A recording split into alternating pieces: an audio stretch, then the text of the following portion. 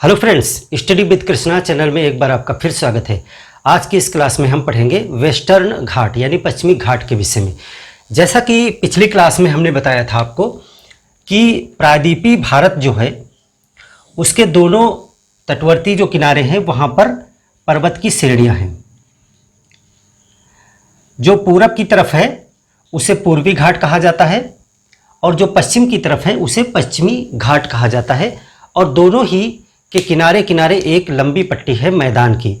पूरब की तरफ जो मैदान है उसे पूर्व तटवर्ती मैदान कहा जाता है और जो पश्चिम की तरफ मैदान है उसे पश्चिमी तटवर्ती मैदान कहा जाता है।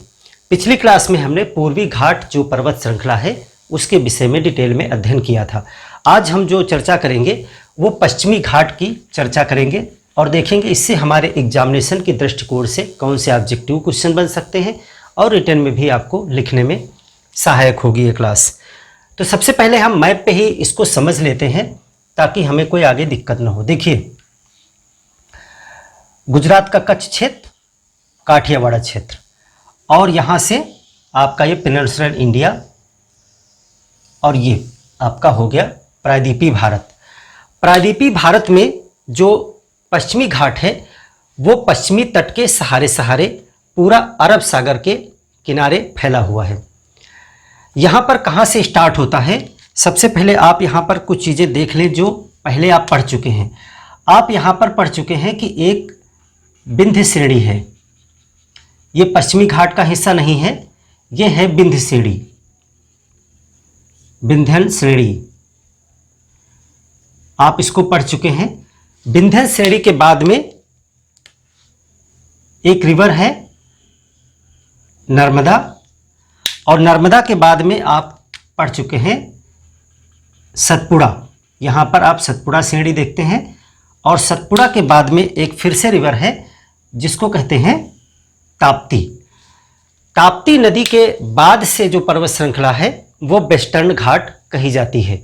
वेस्टर्न घाट को सह्याद्री नाम से भी जाना जाता है। इसको और क्या कहते हैं, सह्याद्री।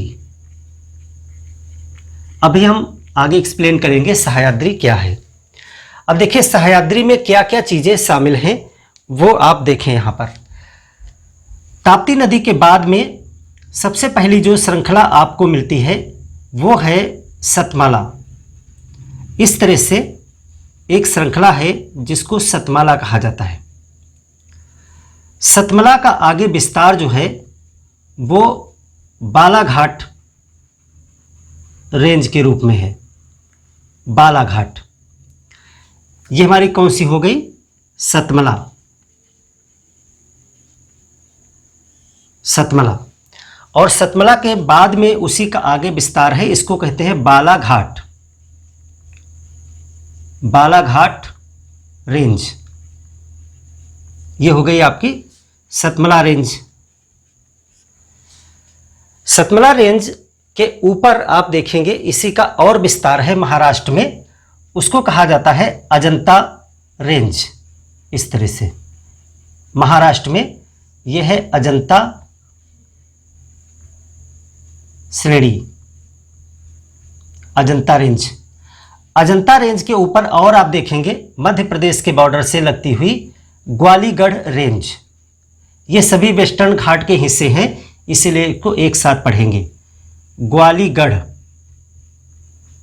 ग्वालीगढ़ रेंज।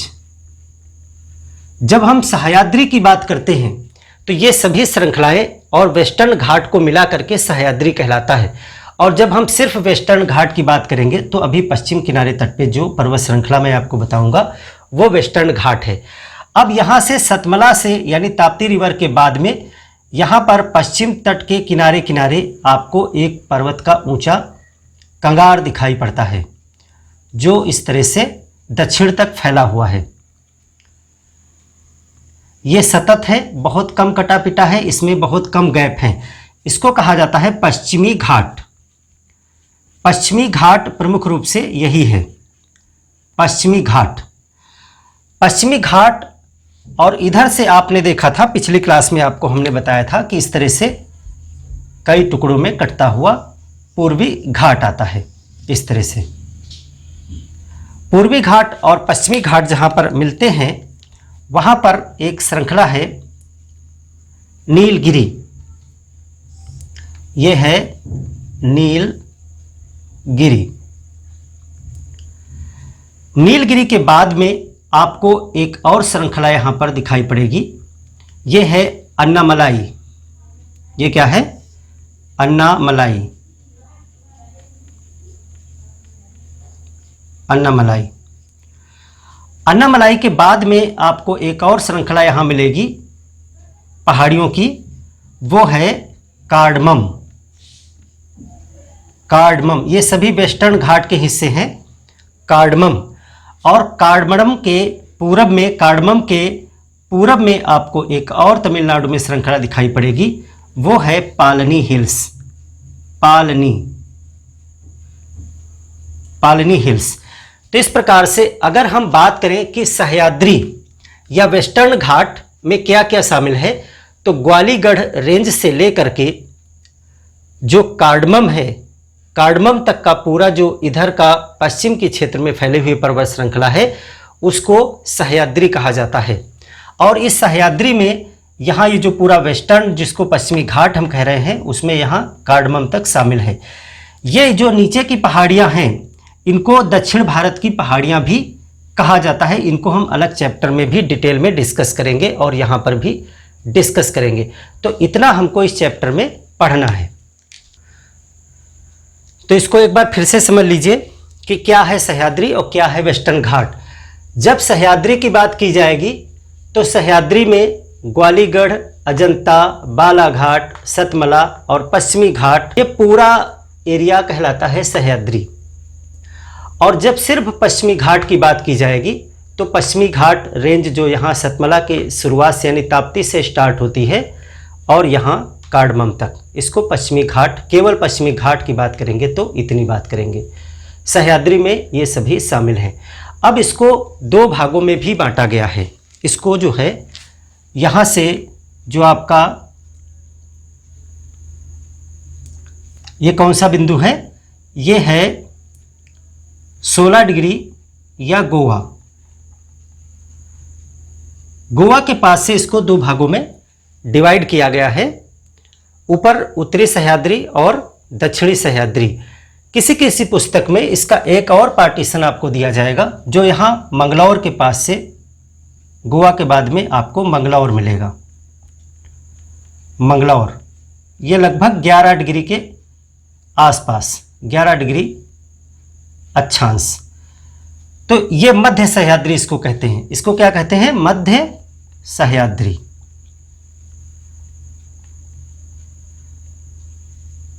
तो अगर 3 पार्ट में है तो 3 पार्ट में आप ताप्ती रिवर से लेकर के गोवा तक यानी 16 डिग्री तक इसको उत्तरी सह्याद्री कह सकते हैं।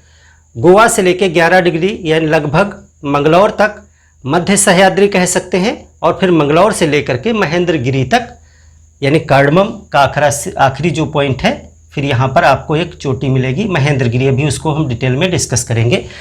तो वहाँ तक का जो भाग है वो दक्षिणी सह्याद्री कहलाता है। लेकिन किसी किसी पुस्तक में 2 ही विभाजन आपको मिलेंगे। तो अगर 2 विभाजन में पढ़ना है तो गोवा वाला जो पार्ट है वहाँ से ऊपर उत्तरी और नीचे का पूरा दक्षिणी कहलाता है। तो ये है पश्चिमी घाट का, इसको आप ऐसे ही बना ले या स्क्रीनशॉट इसको ले ले, पर्वत जो है इसमें, फिर हम इसे डिटेल में पढ़ते हैं। तो देखिए, ये तो आपने समझ लिया कि कौन कौन सी चीज़ें इसमें आती हैं वेस्टर्न घाट में। अब हम बात करें वेस्टर्न घाट की उत्पत्ति कैसे हुई और क्या क्या इसकी विशेषताएं हैं, कौन कौन से शिखर हैं, नदियां हैं, खनिज हैं, क्या हैं, पर्वत, पहाड़ियां, इन सब चीज़ों पर डिस्कस करेंगे। तो सबसे पहले इसकी उत्पत्ति पे बात करेंगे हम, कैसे हुई पश्चिमी घाट की उत्पत्ति। तो हेडिंग रहेगी पश्चिमी घाट की उत्पत्ति।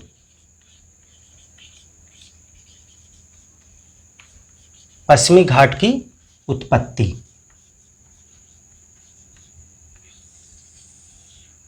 तो जैसा पहले भी हमने आपको बताया था कि भारतीय जो प्लेट है या भारत का जो धरातल है वो पहले कहाँ जुड़ा हुआ था, वो पहले गोंडवाना लैंड से जुड़ा हुआ था, अफ्रीका से लगा हुआ था। जब भारत अफ्रीका से वहाँ टूटा और आ करके यूरेशिया प्लेट या अंगारा लैंड से टकराया। पीछे की क्लास में इसको हम आपको डिस्कस कर चुके हैं हिमालय की उत्पत्ति वाले क्लास में, तो दोबारा इसे हम डिटेल में नहीं जाएंगे। सिर्फ आप समझें कि वेस्टर्न घाट की उत्पत्ति को समझना है तो आपको कहानी वहीं से स्टार्ट करनी होगी। जब भारतीय प्लेट अफ्रीका से लगी हुई थी तो एक समय अफ्रीका से वो प्लेट टूट गई और उसका अपसरण प्रारंभ हुआ, हिंद महासागर की उत्पत्ति हुई और जो प्लेट है इंडियन वो अंगारा लैंड से या यूरेशियन प्लेट से आकर टकरा गई। तो जिस समय वो टक्कर हुई होगी ये थी हमारी यूरेशिया प्लेट, बस यहीं पर आप समझ लें यूरेशिया प्लेट इस तरह से, और यहाँ पर भारतीय प्लेट आकर के टकरा गई कुछ इस तरह से। इस तरह से भारतीय प्लेट थी। जिस समय भारतीय प्लेट की टक्कर हुई यूरेशिया प्लेट से, यही आपको लिखना है पूरा जो मैं बोल रहा हूँ, जिस समय भारतीय प्लेट यूरेशियन प्लेट से टकराई उस समय जो भारतीय प्रायद्वीप है वह बीच में जहाँ पर आज नर्मदा नदी बहती है वहाँ पर भ्रंशन की वजह से डाउन हो गया, यानी नर्मदा नदी घाटी का क्षेत्र जो है वो नीचे की तरफ गया, जिससे कि ये पार्ट बीच में धंस गया। आज भी जो है नर्मदा घाटी, ताप्ती घाटी और गुजरात का जो पार्ट है वो सबडक्ट है, यानी नीचे धंसा हुआ है, और शेष जो प्रायद्वीप का पश्चिमी भाग था वो ऊपर की तरफ उठ गया, यानी अपलिफ्ट हो गया, और अरब सागर जो था, अरब सागर का जो भाग था वो नीचे की तरफ डाउन हो गया। इस वजह से जो पश्चिमी क्षेत्र है इस प्रायद्वीप का वो कंगार की तरफ खड़ा हो गया, एक कंगार की तरह। कैसे, इसको चित्र से समझें।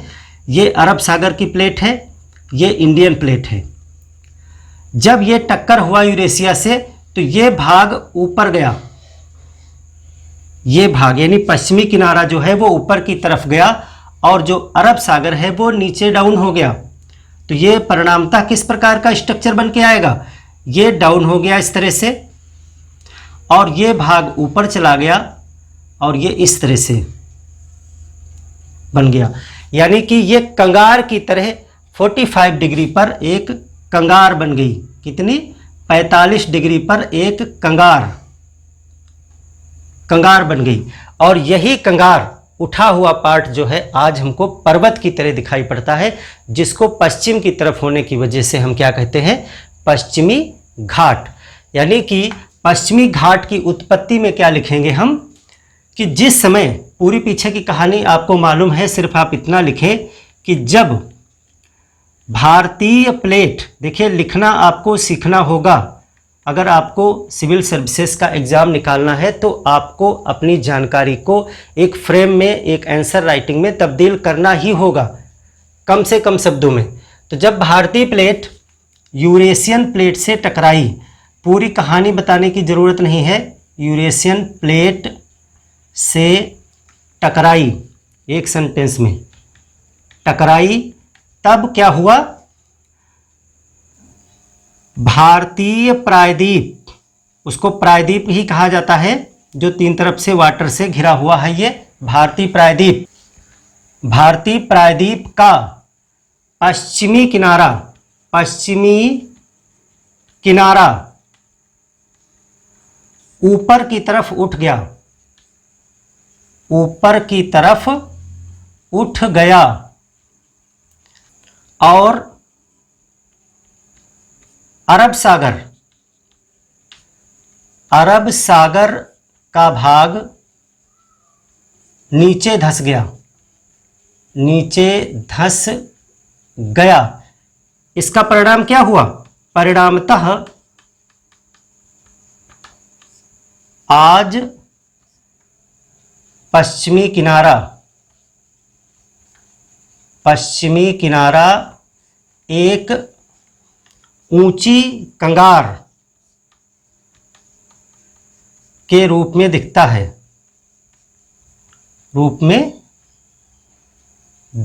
है, और इसी को क्या कहते हैं, इसी को कहते हैं पश्चिमी घाट। और पश्चिमी घाट क्या है, यह एक ब्लॉक पर्वत है। ब्लॉक पर्वत यानी ये भ्रंशन से बना है, ये वलित पर्वत नहीं है कि अवसाद के फोल्डन से नहीं बना है। ये भ्रंश की वजह से, ये जो फॉल्ट है यहाँ किनारे किनारे, इसकी वजह से भारत का पश्चिमी किनारा ऊपर उठ गया है और उठने की वजह से पर्वत की भांति वो दिखाई पड़ता है, जिसकी ढाल पूरब की तरफ है, क्योंकि यही सिरा उठा है और ये सिरा डाउन में है। अरब सागर थोड़ा और नीचे गया, यानी एक चीज़ नीचे गई और एक चीज़ ऊपर गई, इसी वजह से और ज़्यादा ऊंचा वो दिखाई पड़ता है। इसको पश्चिमी घाट कहते हैं, इसको ब्लॉक पर्वत भी कहा जाता है या हॉर्स्ट। ब्लॉक पर्वत क्या है, इसके लिए आप पीछे क्लासेज हमारी देख सकते हैं, पर्वत की उत्पत्ति। तो इसको इसी तरह लिखेंगे, एक लैंग्वेज में आप इतने एक सेंटेंस में इसको आपने कंप्लीट कर लिया। और बोर्ड पे मैं इसलिए लिख देता हूं ताकि आपको भी लिखने की आदत डालनी चाहिए नोट्स में, क्योंकि सिर्फ पढ़ लेना, सिर्फ कंटेंट को जान लेना काफ़ी नहीं होगा। जिस एग्ज़ाम के लिए आप प्रिपेयर हो रहे हैं वहाँ पर लेखन शैली का बहुत बड़ा महत्व है। पीटी एग्ज़ाम में सिर्फ आपको टिक लगाने हैं, लेकिन यदि मेंस में आप आंसर राइटिंग नहीं कर पाए, यानी अपने अंदर भरे हुए ज्ञान को आपने एक सेंटेंस के रूप में नहीं आप उतार पाए, वाक्यों के रूप में, तो फिर उस ज्ञान को आप एग्जामिनर तक पहुंचा नहीं पाएंगे, क्योंकि वही एक माध्यम है। लेखन शैली आपको आनी ही चाहिए, उसके लिए प्रैक्टिस करना होगा। मैं बोर्ड पे लिखता हूं। अच्छा, एक चीज़ और है, मैं अभी लगभग 1 घंटे की क्लास होगी, 1 घंटा मैं बोर्ड पे लिखूंगा और उसके बाद मैं देखता हूं कि आप वीडियो को देखते हैं। वीडियो फ्री है, उसकी कोई वैल्यू नहीं है।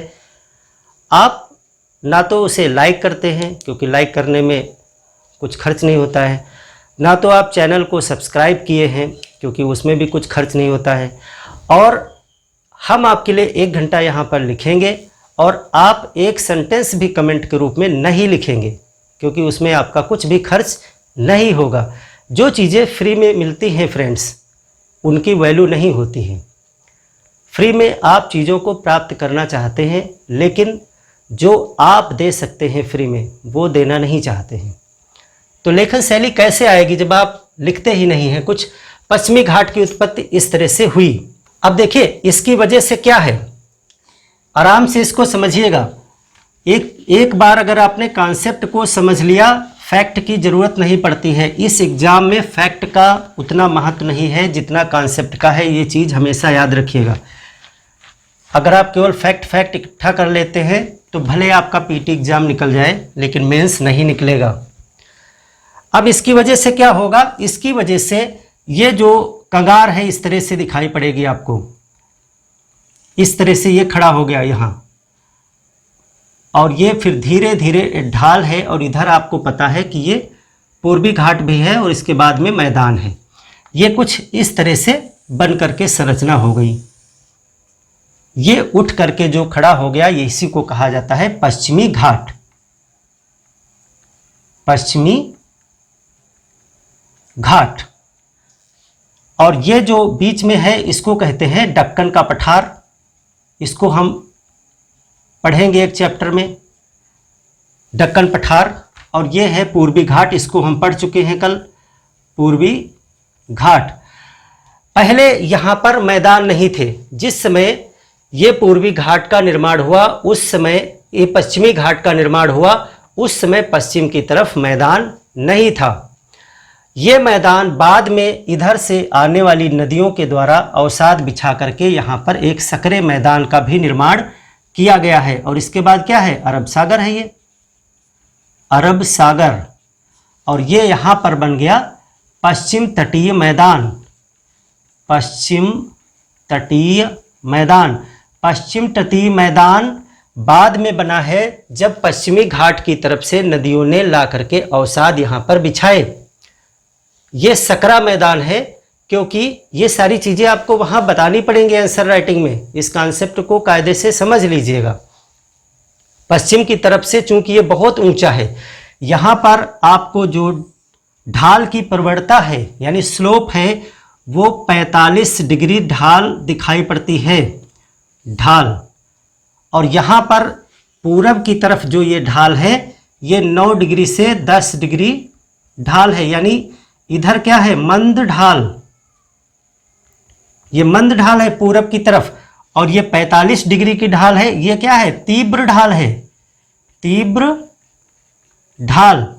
तो तीव्र ढाल की वजह से पश्चिमी घाट से जो नदियां पश्चिम की तरफ निकलती हैं वो बहुत तेजी से गति करती हैं, बहुत तेजी से गति करेंगी। और चूंकि यहाँ पर कठोर चट्टानें हैं, नदियाँ सिर्फ पश्चिमी घाट से निकली और तुरंत अरब सागर में आ गईं, ज़्यादा लंबी दूरी भी नहीं तय करनी पड़ी। तो इस वजह से जो पश्चिम की तरफ नदियाँ बहती हैं उनमें अवसाद की मात्रा कम होती है। वो कम दूरी से आ रही हैं, कठोर चट्टान से आ रही हैं और बहुत तेज़ आ रही हैं, इस वजह से वो कम अवसाद लाती हैं। इसी वजह से ये जो पश्चिमी तटीय मैदान है वो कम चौड़ा डेवलप हुआ। जबकि पश्चिमी घाट से जो नदियाँ पूरब की तरफ जाती हैं उनको बहुत लंबी दूरी तय करनी पड़ती है। लंबी दूरी तय करने से वो ज़्यादा अवसाद काट लेती हैं और उनका वेग भी धीमा है, जिस वजह से यहाँ आखिरी में आकर के वो डेल्टा का निर्माण करती हैं और चौड़ा मैदान इन्होंने डेवलप किया है। पूर्वी तटीय मैदान, पूर्वी तटीय मैदान ये चौड़ा है। और इसके बाद क्या है? इसके बाद बंगाल की खाड़ी है। इधर क्या है? बंगाल की खाड़ी। तो ये है स्ट्रक्चर। तो अगला पॉइंट हमारा क्या होगा? ये ढाल हुई तो प्रायद्वीपीय पठार, प्रायद्वीपीय पठार की ढाल पश्चिम से पूरब की तरफ है, पश्चिम से पूरब है। पश्चिमी घाट, अब देखिए पश्चिमी घाट में क्या विशेषता है? पश्चिमी घाट, अब दो तरफ ढाल है तो पश्चिम की ढाल कैसी है? पश्चिमी घाट की पश्चिमी किनारे की ढाल, किनारे की ढाल किस प्रकार की है? 45 डिग्री, यानी कि ये कंगार की तरह है। कंगार इस तरह से नहीं खड़ा ढाल होता है, कंगार, कंगार की तरह है, यानी तीव्र ढाल है, तीव्र ढाल। और तीव्र ढाल होने से क्या होगा? तीव्र ढाल होने से पश्चिम की तरफ जो नदियां आएंगी, पश्चिम की तरफ नदियां, जो पश्चिम की तरफ नदियां आएंगी वो क्या होंगी? तीव्र वेग होगा उनका, तीव्र वेग। और तीव्र वेग होने की वजह से क्या होगा? बी आकार की घाटी बनाएंगी, बी आकार की घाटी, यानी नीचे की तरफ बहुत कटान करेंगी तो एक वी आकार की घाटी बना देंगी। और क्या होगा? अवसाद कम लाएंगी, अवसाद की कमी, सेडिमेंट्स की कमी होगी, क्योंकि वो ज़्यादा दूरी से आ ही नहीं रही हैं, कम दूरी तय कर रही हैं, तो उनमें अवसाद की कमी होगी। इसलिए क्या होगा? डेल्टा नहीं बनाएंगी, डेल्टा नहीं बनाएंगी। आपसे प्रश्न पूछा जाता है कि क्या कारण है कि पश्चिमी यानी अरब सागर की तरफ जाने वाली नदियां, पश्चिमी घाट से जो अरब सागर की तरफ नदियां जाती हैं वो डेल्टा नहीं बनाती हैं। तो यहाँ पर आपका कारण स्पष्ट हो जाता है। उसमें तीन चीज़ें हैं। एक तो वो कम दूरी तय करती हैं, क्योंकि पश्चिमी घाट के बाद में लंबा मैदान है ही नहीं, इधर कुछ है नहीं, सिर्फ पश्चिमी घाट से उतरी और सीधे अरब सागर में आ गई, तो कम दूरी तय करती हैं। दूसरी चीज़, उनका वेग बहुत ज़्यादा है, कम दूरी तय करने की वजह से वो कम चट्टानों को काटती हैं, यानी सेडिमेंट्स उनमें होते ही नहीं हैं, मिट्टी वगैरह कम काट पाती हैं। और फिर वेग तेज होने की वजह से जितना वो लाती भी हैं वो तेजी के साथ अरब सागर में बहा दिया जाता है। इसी वजह से वो डेल्टा नहीं बना पाती हैं। तो क्या बनाती हैं? तो वो बनाती हैं एस्चुरी, एस्चुरी बनाती हैं, डेल्टा नहीं बनाती हैं, एस्चुरी बनाती हैं। एस्चुरी क्या है? एस्चुरी का मतलब होता है कि जो अवसाद या जो मिट्टी समुद्र में आ गई है तो समुद्री लहरों की वजह से उनको किनारे पर लाके जमा कर दिया जाएगा। समुद्री लहरों की वजह से सेडिमेंट्स को वापस ला करके किनारों पर जमा किया जाएगा, तब जो डेल्टा टाइप का ही एक स्ट्रक्चर फॉर्म होगा उसको एस्चुरी कहा जाता है। एस्चुरी के निर्माण में नदी का योगदान कम होता है, सागर की लहरों का योगदान ज़्यादा होता है, तो उसको एस्चुरी कहते हैं। होती वो भी ज़मीन है डेल्टा टाइप की ही। तो ये नदी जो पश्चिम की तरफ आ गई उनकी विशेषता है। और इस वजह से क्या होगा, इस वजह से जो अरब सागर है यहाँ पर ज़्यादा अवसाद नहीं पाए जाएंगे, और ज़्यादा अवसाद नहीं होंगे तो बढ़िया खाली जगह होगी, तो यहाँ पर बड़े बड़े शिप जो हैं वो आसानी से लाए जा सकते हैं, यानी कि प्राकृतिक बंदरगाह, नेचुरल पोर्ट्स यहाँ डेवलप होंगे। तो इसकी वजह से क्या होगा, अवसाद की कमी के कारण भी आपको बताना होगा। अवसाद की कमी के कारण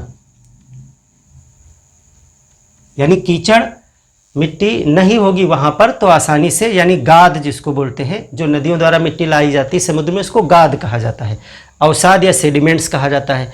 तो अवसाद की कमी के कारण यहाँ पर क्या होगा, प्राकृतिक बंदरगाह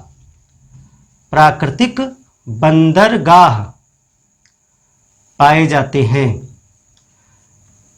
बंदरगाह किसे कहते हैं, जहां पर जो समुद्री जहाज को ला करके आसानी से खड़ा किया जा सके। आप खुद सोचें कि अगर आप समुद्र में कोई जहाज लेकर के आ रहे हैं, तो अगर सामने जब जमीन के निकट आप पहुंचने लगेंगे, तो अगर पर्याप्त गहराई नहीं मिलेगी तो जहाज को जो निचले का हिस्सा है वो फंस जाएगा नीचे, अगर नीचे सब मिट्टी कचड़ा फंसा होगा। तो जब इधर की नदियां ज़्यादा मिट्टी और गाद लाती ही नहीं है, तो यहाँ पानी गहराई तक साफ रहता है, इसीलिए तट तक जहाज आसानी से आ जाते हैं। जो पानी के जहाज हैं वो आराम से इस तरह से यहाँ किनारे तक आ जाएंगे। तो यहाँ पर प्राकृतिक बंदरगाह, यानी मनुष्य को कोई उसमें मेहनत करने की ज़्यादा ज़रूरत नहीं है। आपसे प्रश्न पूछा जाता है क्या कारण है कि अरब सागर की तरफ, यानी भारत के पश्चिमी तट पर प्राकृतिक बंदरगाहों की अधिकता है। ऐसा नहीं है कि 100% सब प्राकृतिक ही हैं, अधिकता है। तो आप यही कारण बताएंगे पूरा जो हमने यहाँ पर समझाया आपको, कि वहाँ पर अवसाद है ही नहीं। इसके जस्ट विपरीत, इन सब चीज़ों का विपरीत इफेक्ट इधर पूर्वी घाट की तरफ है। तो दूसरा जो हमने बताया पश्चिमी घाट की नदियाँ, अब इधर देखिए पूरब की तरफ जाने वाली नदियाँ, पश्चिमी घाट से पूरब की तरफ जाने वाली नदियाँ, पूरब की तरफ जाने वाली नदियाँ। एक चीज़ और फ्रेंड्स आपको मैं बताना चाहूँगा, 2 मिनट में आपके लूँगा। ये आपको वीडियो बहुत स्लो लगता है, आपको लगता होगा कि काफ़ी टाइम का वीडियो है, बहुत स्लो पढ़ाया जा रहा है, इसमें मेरा बहुत टाइम जा रहा है। लेकिन एक बायोलॉजिकल जो चीज़ है मैं आपको बताता हूँ। जो आपका माइंड होता है वो उन्हीं चीज़ों को कैप्चर करता है जो नेचुरल हैं। ये माइंड चीज़ों को समझता है जो आपके वातावरण, आपके आसपास परिवेश में जिस रफ्तार में घटित होती हैं, उसी रफ्तार में चीज़ों को समझने के लिए बचपन से आपका दिमाग तैयार हुआ है। जो जिस तरह से मैं बता रहा हूँ, यही आपके जीवन में आसपास ऐसे ही आप बात करते हैं, ऐसे ही चीज़ों को देखते हैं, मम्मी पापा, फ्रेंड्स, दोस्तों से मूवी देखते हैं, सब कुछ इसी स्पीड में होता है, इसीलिए दिमाग उन चीज़ों को याद रखता है।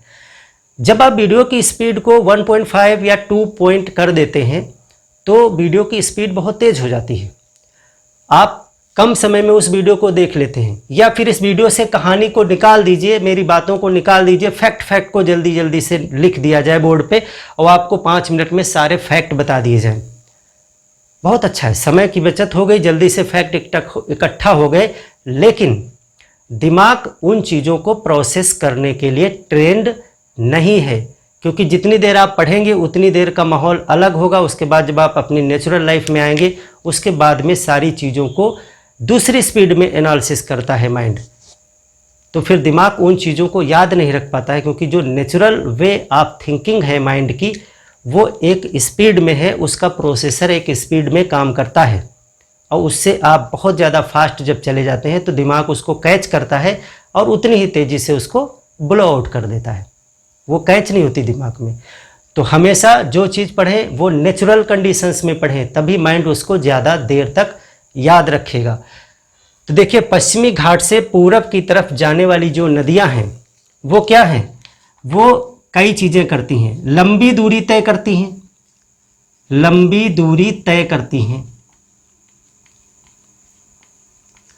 देखिए यहाँ से निकलेंगी और इधर पूरा लंबा पूरा भारत पार करते हुए, पूर्वी घाट को काटते हुए तब जाके बंगाल की खाड़ी में जाएंगी, यानी लंबी दूरी तय करती हैं। और ढाल कम होने की वजह से, ढाल कम तो वेग कम, वेग कम होने की वजह से वो और इस तरह घूम घूम के चलती हैं, यानी और दूरी तय कर लेती हैं। अगर वेग तेज होगा तब तो सीधे चली जाएंगी ना, जैसे इधर की चली जाती हैं। अच्छा, इधर एक चीज़ और मैं आपको बता दूं, इसको यहीं पे रोकिए। यहाँ की जो नदियाँ होती हैं बहुत बहुत तेज़ी से चलती हैं ना, तीव्र ढाल है, तो यहाँ की नदियाँ क्या करती हैं, नदियाँ कटान करती हैं, कटान करती हैं, और जिससे रियो तट बनता है, रियो तट बनता है।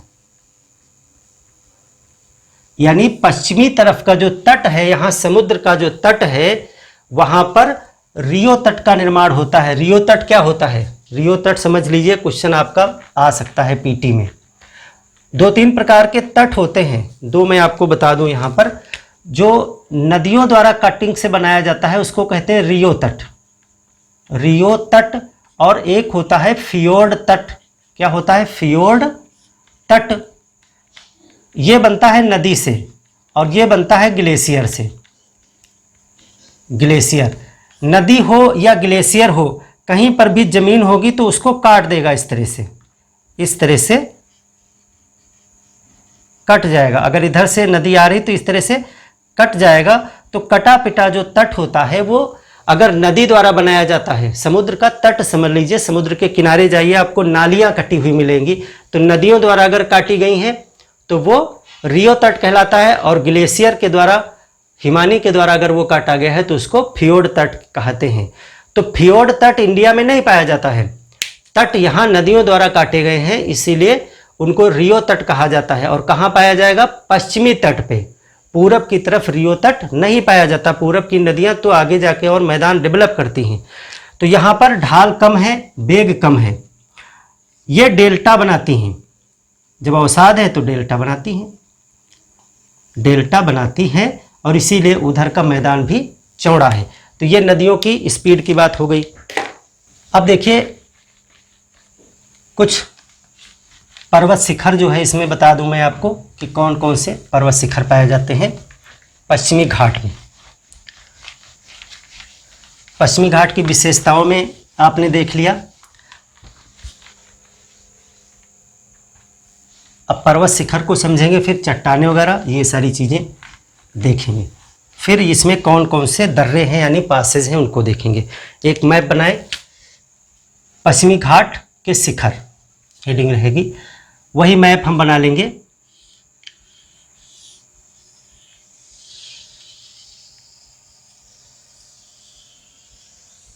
ये प्रायद्वीपीय भारत एक बार में तुरंत बन जाना चाहिए। देखिए कौन कौन से शिखर हैं, तो पहले तो आप ऐसे ही एक बना दीजिए कि ये हमारा पश्चिमी घाट है, इस तरह से।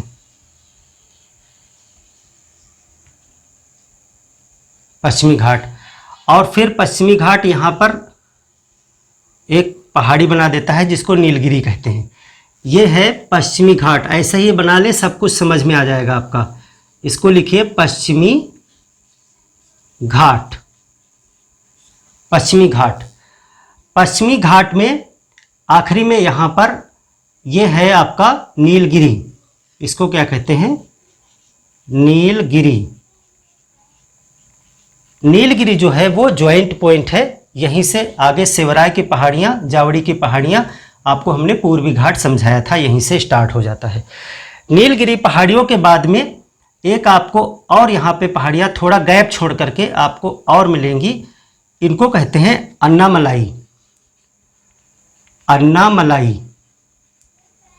क्रम आप देखते रहिएगा, इसी तरह है। नीलगिरी की पहाड़ियों के बाद में अन्नामलाई मिलेगा, और अन्नामलाई के बाद में कार्डमम, कार्डमम यानी कार्डमम पहाड़ियाँ,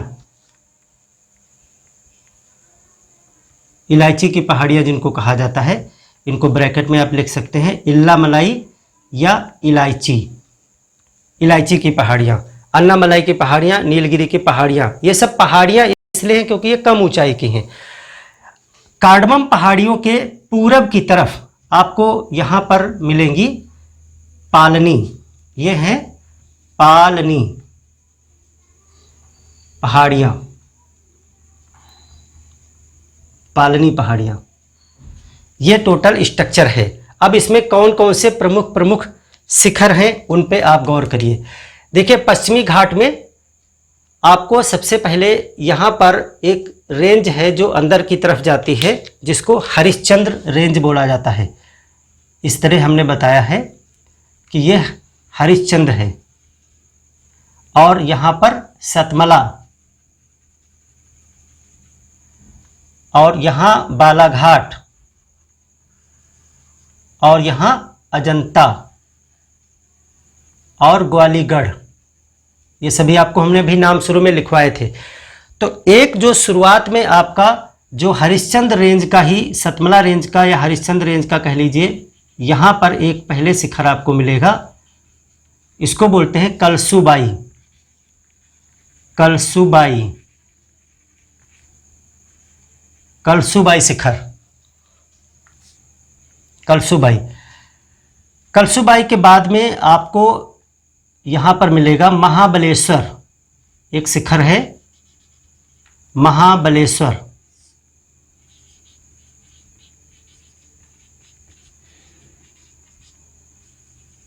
महाराष्ट्र में ही। कर्नाटक में आपको मिलेगा बाबा बूदन की पहाड़ियाँ, कर्नाटक, इनको बोलते हैं बाबा बूदन, बाबा बूदन पहाड़ियाँ, कर्नाटक, ब्रैकेट में के लिख लीजिए, इससे कर्नाटक आपको पता चल जाएगा कि ये बाबा बूदन की पहाड़ियाँ कहाँ हैं, कर्नाटक में हैं। और कर्नाटक में कहाँ है ये, चिकमंगलूर में है। चिकमंगलूर किस लिए फेमस है, आप कमेंट करके हमें बताइए कि चिकमंगलूर में, वैसे तो बहुत सारी चीज़ों के लिए फेमस है, मैं आपसे पूछूंगा कि चिकमंगलूर में किस चीज़ की कृषि ज़्यादा की जाती है। अगर आप बताएं चिकमंगलूर किस चीज़ के लिए फेमस है, तो बाबा बूदन की पहाड़ियाँ। बाबा बूदन की पहाड़ियों में एक दो शिखर है जो बहुत फेमस हैं, तो दो शिखर आप यहाँ पर बनाएं, दो पर्वत हैं शिखर जो बाबा बूदन की पहाड़ियों में ही आते हैं और वो फेमस हैं कर्नाटक में ही। एक है कुद्रेमुख, कुद्रेमुख, और कुद्रेमुख के ब्रैकेट में लिखे कर्नाटक का, ये कर्नाटक में है, ये भी कहाँ है, कर्नाटक में। और दूसरा जो है उसका नाम है मुलयानगिरी, मुलयानगिरी, गिरी माने पहाड़ होता है, मुलयानगिरी, ये भी कहाँ है, कर्नाटक में। और ये कर्नाटक का सबसे ऊंचा शिखर है, बाबा बूदन का भी और कर्नाटक का सर्वोच्च है ये। कर्नाटक का सबसे ऊंचा शिखर कौन सा है, मुलयानगिरी। बाबा बूदन की पहाड़ियों का सबसे ऊंचा शिखर कौन सा है, मुलयानगिरी, और दूसरे नंबर पे है ये कुद्रेमुख। ये बाबा बूदन की पहाड़ियाँ जो हैं वो कर्नाटक में स्थित है, और यहाँ पर आपको ये आयरन के लिए प्रसिद्ध हैं। ये किस लिए हैं, आयरन अयस्क, अयस्क वाले चैप्टर में डिटेल में पढ़ेंगे। बाबा बूदन की पहाड़ियाँ आयरन अयस्क के लिए प्रसिद्ध हैं। अब देखिए इसके बाद में आप ये देखिए नीलगिरी की हिल्स हैं। नीलगिरी की हिल्स जो है, यहाँ पर जो सर्वोच्च शिखर, आपको दो शिखर है यहाँ पर, एक है, एक शिखर जो है दोद्दा बेटा, दोद्दा बेटा जो सर्वोच्च है किसका, नीलगिरी का सर्वोच्च, नीलगिरी का सर्वोच्च शिखर है दोद्दा बेटा। इसकी ऊंचाई जो है वो 2637 मीटर है। ये दोद्दा बेटा जो है वो नीलगिरी का सबसे ऊंचा शिखर है। और दोद्दा बेटा है कहाँ पर, ये जो नीलगिरी की पहाड़ियाँ हैं, नीलगिरी की पहाड़ियाँ कर्नाटक में हैं, कर्नाटक प्लस केरल और प्लस तमिलनाडु, तीनों जगह हैं ये। तमिलनाडु, इसको डिटेल में हम पढ़ेंगे भी दक्षिण की पहाड़ियों में। तो इसमें 3 जगह पर है। तो दोदा बेटा कहाँ है? दोदा बेटा तमिलनाडु में है, तमिलनाडु। दोदा बेटा कहाँ है? तमिलनाडु में है। ये जो अन्नामलाई है, अन्नामलाई में उसको बोलते हैं अनाईमुडी, अनाईमुडी। और अनाईमुडी की विशेषता ये है कि ये दक्षिण भारत का सर्वोच्च शिखर है। दक्षिण भारत का सर्वोच्च, सबसे ऊंचा, दक्षिण भारत का सर्वोच्च शिखर है 2695 मीटर। तो देखिए अक्सर यहाँ पर कंफ्यूजन हो जाता है कि दोदा बेटा सबसे ऊंचा है या अनाईमुडी सबसे ऊंचा है। तो दोदा बेटा नीलगिरी हिल्स का, अगर नीलगिरी हिल्स की बात करेंगे तो दोदा बेटा सबसे ऊंचा शिखर है नीलगिरी का। और जब दक्षिण भारत की टोटल देखेंगे तो अनाईमुडी जो है वो 2695 मीटर के साथ में अनाईमुडी सबसे ऊंचा शिखर है।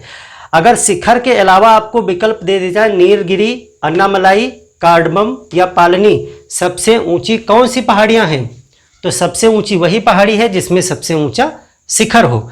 तो अन्नामलाई सबसे ऊंची पहाड़ियां हैं दक्षिण भारत की। और अन्नामलाई के अंदर सबसे ऊंचा शिखर कौन सा है? अनाईमुडी।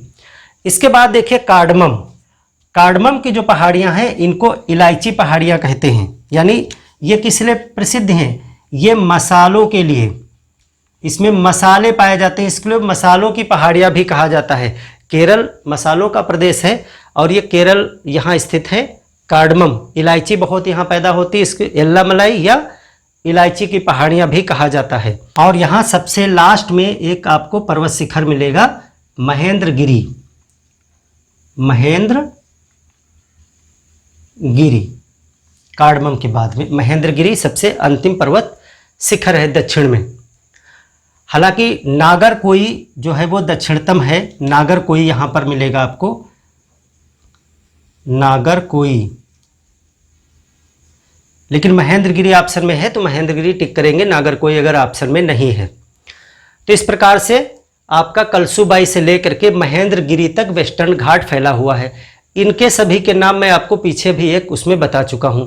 यहाँ पर और कौन कौन सी चीज़ें आपको जाननी है जहाँ से क्वेश्चन बनेंगे। जो पश्चिमी घाट है, पश्चिमी घाट का जो पश्चिमी क्षेत्र है, इधर से मानसून जो अरब सागर की तरफ का मानसून है वो पश्चिमी घाट के पश्चिमी किनारे की तरफ बारिश करता है। लेकिन पर्वत का जो दूसरा किनारा होता है वो वृष्टि छाया प्रदेश बन जाता है क्योंकि उधर बारिश नहीं हो पाती है। तो जैसे ये पश्चिमी घाट है, इधर से मानसूनी हवाएं आती हैं अरब सागर की तरफ। अरब सागर की तरफ से जो मानसूनी हवाएं हैं वो पश्चिमी घाट के किस किनारे पर बारिश करेंगी? पश्चिमी किनारे पर या पूर्वी किनारे पर? तो पश्चिमी किनारे पर बारिश करेंगी। और पर्वत पार करके जब उधर पहुंचेंगी तब तक उनके अंदर जो पानी की मात्रा कम हो जाएगी और उधर बारिश नहीं हो पाएगी। इसीलिए पश्चिमी घाट का जो पश्चिमी किनारा है, ढाल है, उधर बहुत वर्षा होती है और पूर्वी ढाल की तरफ कम वर्षा होती है। इस वजह से पूर्वी ढाल जो है वो वृष्टि छाया प्रदेश है। तो अगला जो पॉइंट हम लिखेंगे वो ये लिखेंगे, लिखिए पश्चिमी घाट, पश्चिमी घाट का पश्चिमी ढाल, पश्चिमी ढाल अरब सागर, अरब सागर की तरफ से आने वाले मानसून, आने वाले मानसून से वर्षा प्राप्त करता है, वर्षा प्राप्त करता है। तो क्या होगा? इधर बहुत ज़्यादा वनस्पति, बायोडाइवर्सिटी, ये सारी चीज़ें पाई जाएंगी। इस पे खूब वर्षा प्राप्त करता है पश्चिमी घाट। लेकिन पश्चिमी ढाल ज़्यादा वर्षा प्राप्त करता है, लेकिन पूर्वी ढाल, पूर्वी ढाल वृष्टि छाया प्रदेश में आता है। वृष्टि छाया प्रदेश है। वृष्टि छाया प्रदेश क्या होता, हमने आपको बता दिया कि कोई भी पर्वत शिखर है, बारिश करने वाली हवाएं जिधर से आएंगी उधर बहुत वर्षा होगी, इधर क्या होगी, वर्षा, और दूसरी तरफ वर्षा कम होगी, क्योंकि ये हवाएं इधर पार करके जब पहुंचेंगी तो एक तो इनको यहाँ कोई भी अवरोध नहीं मिलेगा जिससे बारिश करें, और इनके अंदर जो है नमी की मात्रा भी कम पड़ चुकी होगी, इसलिए ये क्या होगा, ये वृष्टि छाया प्रदेश होगा। दूसरी तरफ वाला वृष्टि छाया प्रदेश, तो वृष्टि छाया प्रदेश है। दूसरी तरफ उदाहरण के लिए देखिए, अगर ये पश्चिमी घाट है, ये क्या है, पश्चिमी घाट है, पश्चिमी घाट मान लीजिए इसको, तो आप देखते हैं पश्चिमी घाट के इधर स्थित है बम्बई या मुंबई, मुंबई, और इधर स्थित है पूना, पूना, पूना जो है वो पूर्वी ढाल की तरफ है और मुंबई जो है समुद्र के किनारे यानी पश्चिमी ढाल की तरफ है। तो यहाँ पर वर्षा जो प्राप्त होती है, यहाँ पर मुंबई में वर्षा कितनी प्राप्त होती है, 200 से 250 सेंटीमीटर वार्षिक। बम्बई में बहुत वर्षा होती है, वहाँ पर आप देखते हैं कि बहुत एकदम से पानी भर जाता है बम्बई में, और फिर सारा पानी अरब सागर में तुरंत चला जाता है। वर्षा तो बहुत होती है लेकिन रुकता नहीं पानी। पूना में कितनी वर्षा होती है, पूना में आप देखते हैं कि यहाँ पर 50 से 50 सेंटीमीटर वार्षिक वर्षा। तो ये क्या हो गया, ये वृष्टि छाया प्रदेश हो गया, वृष्टि छाया प्रदेश पूना। एक और एग्जाम्पल देखें, अगर वेस्टर्न घाट की बात करें, ये वेस्टर्न घाट कर्नाटक के क्षेत्र का ले लीजिए, तो इधर आप देखेंगे, इधर है आपका मंगलौर, और इधर अगर ले तो मैसूर के पास में, मैसूर के पास एक जगह है जहाँ के आंकड़े मैं बताऊंगा, मैसूर के पास मांडिया, मांडिया। तो जो मांडिया है, मांडिया में वर्षा होती है 30 सेंटीमीटर, 30 सेंटीमीटर वार्षिक वर्षा। और मंगलौर में कितनी होती है, मंगलौर में बहुत वर्षा होती है, 300 सेंटीमीटर, 250 से 300 सेंटीमीटर वार्षिक वर्षा, वार्षिक वर्षा, यानी इधर बहुत ज़्यादा वर्षा हो रही है। ये पश्चिमी घाट है, पश्चिमी घाट। पश्चिमी घाट के पश्चिम तरफ जितने भी, यानी कि अगर इंडिया को इस तरह से आप देखें तो ये पर्वत है, जो यहाँ पर बम्बई, थाने है, बम्बई है, गोवा है, मंगलौर है, आप देखेंगे कोझिकोड है, कोचीन है, कुन्नूर है और तिरुवनंतपुरम है। इधर के जो ये सब नगर हैं ये वर्षा प्राप्त करते हैं। और इधर आप जब देखेंगे, नासिक देखेंगे, पुणे देखेंगे, इधर कोयम्बटूर देखें, इधर जो है कम वर्षा प्राप्त होती है, क्योंकि इधर से उधर हवाएं नहीं जा पाती हैं, मानसूनी हवाएं। इसी वजह से पश्चिमी तट की तरफ ज़्यादा वर्षा प्राप्त होती है। और पूर्वी जो ढाल है, जो पश्चिमी घाट का पूर्वी ढाल है, उस ढाल तरफ जो है वृष्टि छाया प्रदेश पाया जाता है, वृष्टि छाया प्रदेश। तो ये दो एग्जाम्पल इस बात को सिद्ध करने के लिए काफ़ी हैं, ये भी आप लिख लीजिए।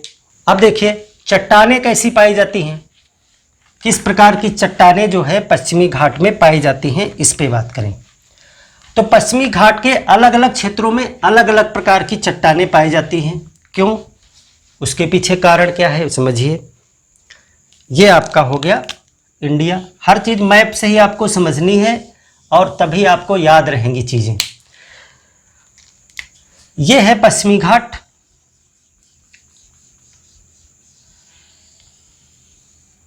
पश्चिमी घाट को हमने दो भागों में डिवाइड किया। ये है उत्तरी सह्याद्री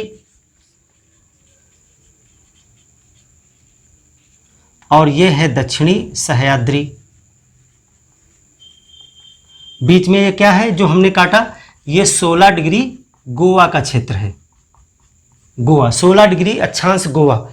अब उत्तरी सह्याद्री में अलग प्रकार की चट्टानें हैं, दक्षिणी सह्याद्री में अलग प्रकार की चट्टानें हैं। देखिए जो दक्षिणी सह्याद्री में चट्टानें हैं वो मूल चट्टानें हैं, यानी वो हैं पूरे में, लेकिन उत्तरी सह्याद्री की तरफ वो खुली नहीं मिलती हैं। तो पहले दक्षिणी की बात कर ले, तो जो दक्षिणी सह्याद्री है वहाँ पे आर्कियन चट्टानें पाई जाती हैं। पहला चैप्टर आप देखिएगा जब हमने पढ़ाया था भूगर्भिक संरचना, आर्कियन में कौन कौन सी चट्टानें आती वो देखिएगा। आर्कियन है वहाँ पे धारवाड़ चट्टानें पाई जाती हैं, आर्कियन और धारवाड़ चट्टानें पाई जाती हैं दक्षिणी सह्याद्री में। तो दक्षिणी सह्याद्री में आपको यहाँ पर आर्कियन और धारवाड़ है, तो फिर यहाँ पर खनिज भी प्राप्त होंगे। इस वजह से क्या होगा, यहाँ पर खनिज प्राप्त होते हैं। कि जो धारवाड़ और आर्कियन होते हैं इसमें धात्विक खनिज बहुत होते हैं। देखिए चैप्टर आप पीछे देख लीजिएगा चट्टानों का। आर्कियन चट्टानें वह हैं जब पृथ्वी ठंडी हुई थी, जो सबसे पहले चट्टानें बनी थी वही चट्टानें आर्कियन हैं। फिर आर्कियन से कट पिट करके यानी अपक्षय और अपर्दन के द्वारा जो चट्टानें बनी वो धारवाड़ चट्टानें हैं। तो आर्कियन और धारवाड़, जहाँ आर्कियन पाई जाएगी वहाँ धारवाड़ भी पाई जाएगी, उससे कम मात्रा में ज़्यादा मात्रा में जैसा हुआ होगा वहाँ पे अपर्दन और अपक्षय। तो धारवाड़ और आर्कियन में एक ही जैसे तत्व पाए जाते हैं, यानी इनमें सब में धात्विक और अधात्विक खनिज पाए जाते हैं। तो आप यहाँ देखते हैं, अगर इसका आपको ये बात सिद्ध करनी है तो यहाँ पे उदाहरण आपको देने पड़ेंगे, यानी जैसे बाबा बूदन पहाड़ियाँ यानी कुद्रेमुख वगैरह, यहाँ पे आयरन पाया जाता है, आयरन अयस्क निकाला जाता है यहाँ से। जैसे कर्नाटक का धारवाड़ जिला में धारवाड़ चट्टानें बहुत पाई जाती, इसीलिए उस चट्टानों का नाम ही धारवाड़ चट्टानें हो गया। धारवाड़ चट्टानें जहाँ जहाँ पाई जाती वहाँ उसको धारवाड़ इसी जिले के नाम पर कहा जाता है, क्योंकि सबसे पहले यहीं पर सबसे ज़्यादा पाई गई थी। तो कर्नाटक का धारवाड़ जिला, यहाँ पर देखिए सोना पाया जाता है, यहाँ पे आयरन पाया जाता है, और भी बहुत सारे हैं। सिर्फ 2 एग्जाम्पल, यहाँ पश्चिमी घाट हम पढ़ रहे हैं, आयरन नहीं पढ़ रहे हैं। तो ये 2 एग्जाम्पल इस बात को सिद्ध करने के लिए। अब उत्तरी सह्याद्री में आइए। उत्तरी सह्याद्री में जब आप देखेंगे तो यहाँ पर आपको मिलेगा डक्कन ट्रैप, डक्कन लावा। यहाँ पर हमने बताया महाराष्ट्र के क्षेत्र में डक्कन लावा का उद्गार हुआ और वो बहुत दूर तक लावा फैल गया है, डक्कन ट्रैप बन गया। तो डक्कन ट्रैप और पश्चिमी घाट का निर्माण लगभग एक ही समय काल में हुआ था। जिस समय ये प्लेट टकराई थी उसी समय ये हिस्सा ऊपर उठ रहा था और डक्कन लावा का उद्गार भी हो रहा था। तो जहाँ तक डक्कन लावा फैल गया वहाँ तक इस पश्चिमी घाट के ऊपर भी डक्कन लावा जो है वो फैला हुआ है। इसी वजह से यहाँ किस प्रकार की चट्टानें हैं, डक्कन लावा, यानी कि डक्कन लावा का मतलब है सीधा सा बेसाल्ट चट्टानें, बेसाल्ट चट्टानें। तो कहने का मतलब यह है कि उत्तरी सह्याद्री में बेसाल्ट की चट्टानें पाई जाती हैं और दक्षिणी सह्याद्री में आर्कियन और धारवाड़ प्रकार की चट्टानें पाई जाती हैं। तो ये हो गया। तो यहाँ पर तो काली मिट्टी का क्षेत्र है, सब कपास वगैरह बेसाल्ट चट्टानों के टूटने से काली मिट्टी बनती है। तो जहाँ जहाँ पर काली मिट्टी है उसको हम डक्कन ट्रैप में पढ़ेंगे ही। तो ये हो गई चट्टानें। नोट कर लिया आपने। अब देखिए नदियाँ, पश्चिमी घाट से कौन कौन सी नदियाँ निकलती हैं। प्रमुख नदियाँ भी 2-3 आपको बतानी होंगी आंसर में। जैसा आंसर आएगा, जितने शब्दों में आएगा उतना आपको लिखना होगा। टिप्पणी जिस प्रकार की आती है, सब पूरा आंसर एक ही बार में नहीं आएगा। देखिए नदियाँ, तो ये आपका पश्चिमी घाट हो गया, ये हो गया पश्चिमी घाट।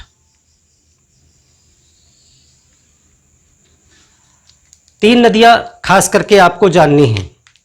पहली नदी महाराष्ट्र से निकलती है, त्र्यंबकेश्वर से। यहाँ पर क्या है, नासिक के पास, नासिक के पास नाम है त्र्यंबकेश्वर या त्र्यंबक पठार, त्र्यंबकेश्वर पहाड़ी। यहाँ से जो नदी निकलती है वो इस तरह से, वो है गोदावरी। ये कौन सी है, गोदावरी नदी। गोदावरी नदी कहाँ से निकलती है, पश्चिमी घाट से ही निकलती है। देखिए पूरा पश्चिमी घाट से निकल करके ये इधर नहीं आई। इधर क्यों नहीं आई, क्योंकि ढाल उधर को है, ये सब उठ गया ऊपर की तरफ, तो वो उधर गई गोदावरी। और यही महाराष्ट्र से ही, ये कहाँ है, महाराष्ट्र में है। अगर आपको प्रदेश पूछा जाए, महाराष्ट्र में ही, इसी के थोड़ा सा आप और बढ़ेंगे दक्षिण की तरफ तो आपको एक हमने शिखर भी बताया था, महाबलेश्वर। क्या बताया था, महाबलेश्वर। महाबलेश्वर से निकलती है एक नदी और इस तरह से वो भी गोदावरी के पास में ही जाकर के अपना मुहाना बनाती है बंगाल की खाड़ी में। ये है कृष्णा। और हमने बताया था कि कृष्णा और गोदावरी नदियों की वजह से पूर्वी घाट यहाँ पर नहीं पाया जाता। और इसके बीच में हमने आपसे एक झील का नाम पूछा था, 1 या 2 बच्चों ने सिर्फ कमेंट करके आंसर दिया। अगर आप स्वयं से कुछ भी एफर्ट नहीं करना चाहते हैं तो कैसे निकलेगा एग्ज़ाम। सिर्फ वीडियो देख लेने से, नोट्स बना लेने से एग्ज़ाम नहीं निकलता है। आपको एफर्ट करना होगा। एक एक क्वेश्चन के लिए, एक एक क्वेश्चन इम्पॉर्टेंट है, पता नहीं कौन सा क्वेश्चन आ जाएगा। तो यहाँ पे कोलेरू लेक है, देखिएगा। एक नदी और आप देखेंगे कर्नाटक से निकलती है और ये है कावेरी। ये कहाँ से निकलती है, ये निकलती है ताल कावेरी से, ताल कावेरी ब्रह्मगिरी पर्वत से, और ये है कर्नाटक में, और ये दोनों जो है महाराष्ट्र में है ऊपर वाली। तो 3 नदियां यहाँ पर हैं। एक नदी और यहाँ पर कर्नाटक से ही आप देखेंगे वो इधर की तरफ आती है, वो अरब सागर की तरफ आती है। इसका नाम आप यहाँ पर नोट कर लें। हालांकि नदियों में आपको हम बताएंगे, ये है सारावती, इंपॉर्टेंट नदी इसलिए इसको देख लें। सारावती पे जो है जोग झरना है, जोग प्रपात, ये भारत का एक ऊंचा झरना है। जोग प्रपात सारावती नदी पर है, जो वेस्टर्न घाट से ही निकलती है और अरब सागर की तरफ आती है। तो ये प्रमुख इतनी नदियां अगर आप बता देते हैं तो बहुत हैं वेस्टर्न घाट में। अब इसके बाद वेस्टर्न घाट का एक इम्पॉर्टेंट टॉपिक है जो आपसे बहुत पूछे जाते हैं प्रश्न, वो है दर्रे। वेस्टर्न घाट में कौन कौन से पास पाए जाते हैं, दर्रे कौन कौन से पाए जाते हैं, तो वो देखिए। पश्चिमी घाट के दर्रे,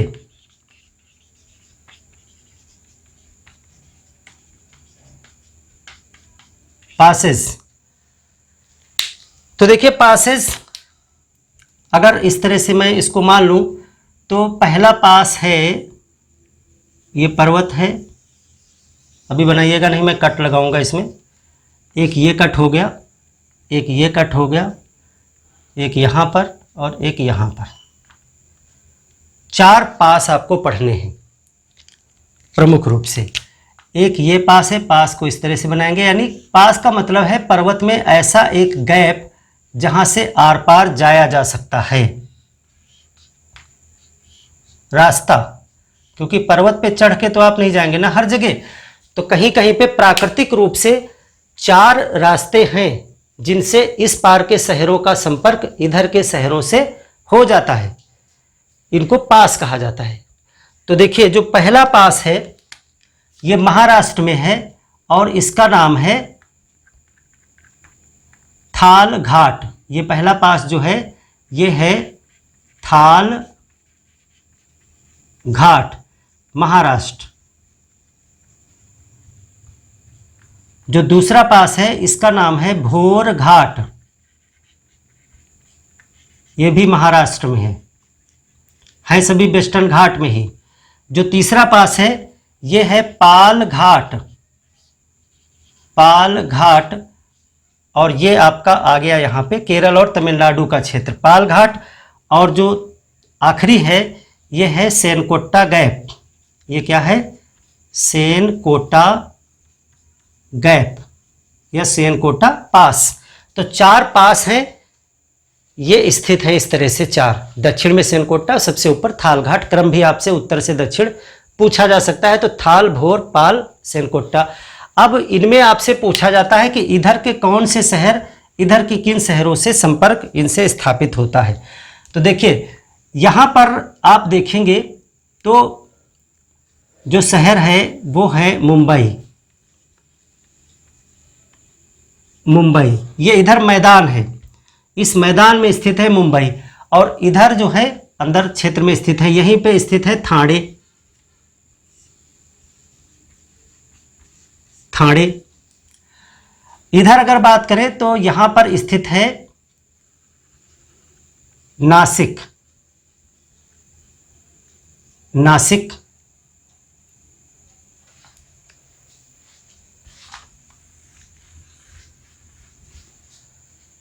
और यहां पर स्थित है पुणे, यानी पूना आप कह सकते हैं या पुणे कह सकते हैं, पुणे। जो थाल घाट है, तो थाल घाट में जो रास्ता है वो बम्बई से नासिक, यानी मुंबई से नासिक के लिए मार्ग है। और चाहे आप कहिए कि ठाणे से नासिक भी जा सकते हैं, क्योंकि ठाणे और मुंबई के लिए भी रास्ता है।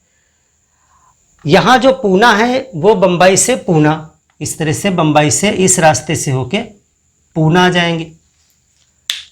अब आगे रास्ते कहाँ जाते हैं, क्योंकि और लॉन्ग क्वेश्चन आपसे बन सकता है। देखिए जो क्वेश्चन पूछे जा चुके हैं कोई वैसा नहीं क्वेश्चन पूछा जाएगा। आपसे बहुत बार पूछा गया मुंबई से नासिक कौन से घाट से होके जाएंगे, आपको पता है थाल घाट से। अब की बार वो मुंबई हटा देगा, कहेगा ठाणे से नासिक कैसे जाएंगे, तब भी थाल घाट से ही तो होके जाएंगे। अगर वो बम्बई से पूना पूछता है तो भोर घाट से जाएंगे। अगर वो कह देता है कि ठाणे से पूना आएंगे, तब भी भोर घाट से आएंगे ना, ठाणे से बम्बई, बम्बई से पूना। रूट आपको पता होना चाहिए, तो कोई भी शहर आपसे पूछेगा वो आप कर ले जाएंगे। अब देखिए नासिक से आप चले जाएंगे धुले, धुले से आप पहुंच जाएंगे इंदौर, और इंदौर से और आगे जाएंगे तो आप पहुंच जाएंगे आगरा, यूपी में आ जाएंगे। और आगरा से आगे और जाएंगे तो दिल्ली चले जाएंगे। यानी कि आप मुंबई से आगरा पूछ देता है सीधे, वो कहता है मुंबई से आगरा, तब भी थाल घाट। मुंबई से पुणे, भोर घाट। पुणे से और आगे जाएंगे तो बेलगाम, और जाएंगे तो बंगलुरु, और आगे जाएंगे तो चेन्नई, चेन्नई पहुंच जाएंगे।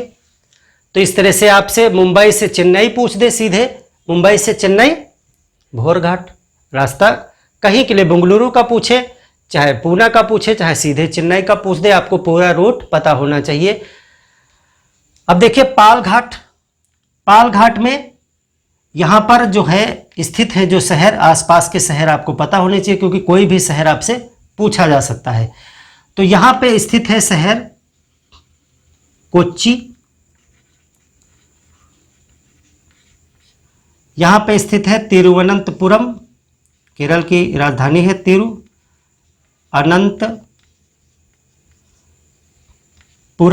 कोच्चि के बाद आप इधर और बढ़ेंगे तो आपका है कोझिकोड। कोझिकोड या इसको बोलते हैं कालीकट, जहाँ पे आप बताइए कि कौन सा यात्री आया था जो कालीकट में उतरा था, और कालीकट का अब नाम जो है वो कोझिकोड है, कालीकट बंदरगाह। कालीकट के बाद में आप और ऊपर जाएंगे तो आपको मिलेगा कुन्नौर, और ऊपर जाएंगे तो आपको मिलेगा आप मंगलौर, मंगलौर पहुंच जाएंगे, और मंगलौर से ऊपर जाएंगे तो आपको गोवा मिल जाएगा, ये मार्मो गोवा, और ऊपर जाएंगे तो आपका बंबई आ जाएगा फिर। तो इस तरह से ये सभी शहर हैं। अब इधर इधर शहर जो हैं वो आपका एक प्रमुख है कोयम्बटूर,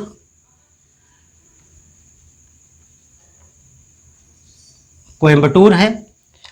यहाँ पे आपका एक शहर है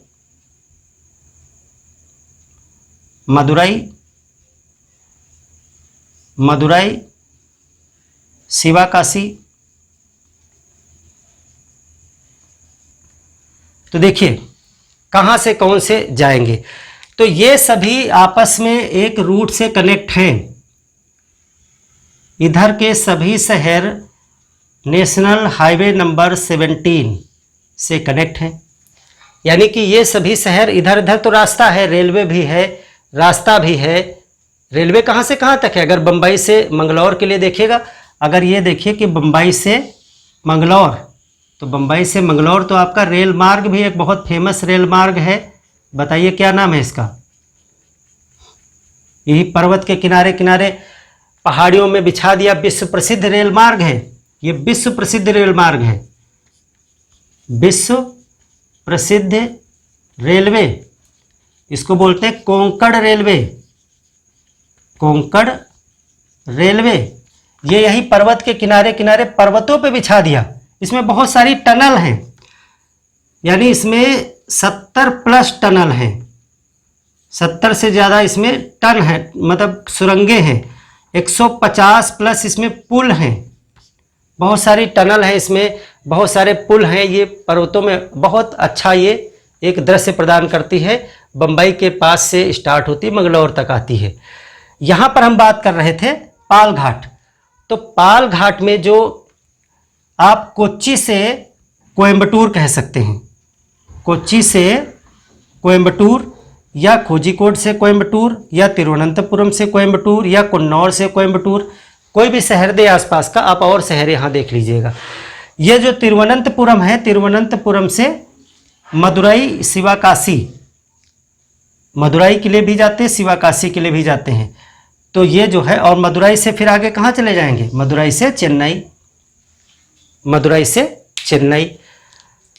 तो जब कभी इन दर्रों के विषय में पूछा जाएगा तो कहाँ पर हैं, किन किन शहरों को कनेक्ट करते हैं, ये क्वेश्चन बनते हैं। तो आपको लंबी दूरी का भी पूछ सकता है, निकट का भी पूछ सकता है, किन पहाड़ियों में स्थित है ये भी पूछ सकते हैं। तो ये तो दोनों उत्तरी सह्याद्री में हैं।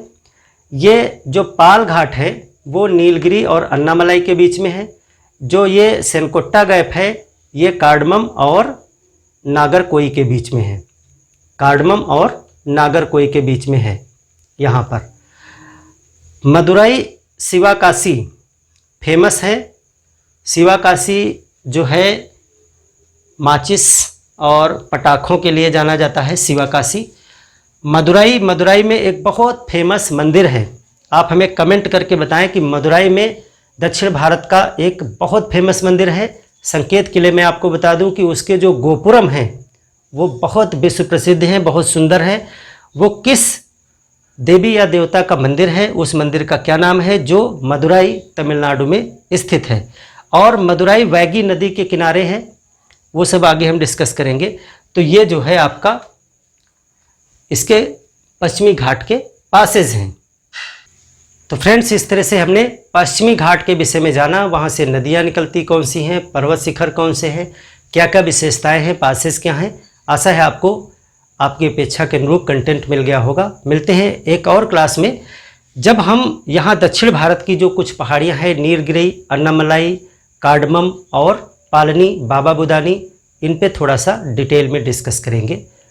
तो मिलते हैं एक और बेहतर क्लास में, तब तक के लिए धन्यवाद।